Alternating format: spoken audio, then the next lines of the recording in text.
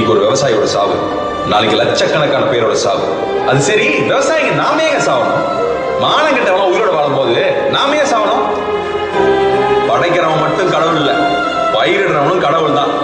நம்மெல்லாம் விவசாயின்னு காலரை தூக்கி விட்டு தெரியும்.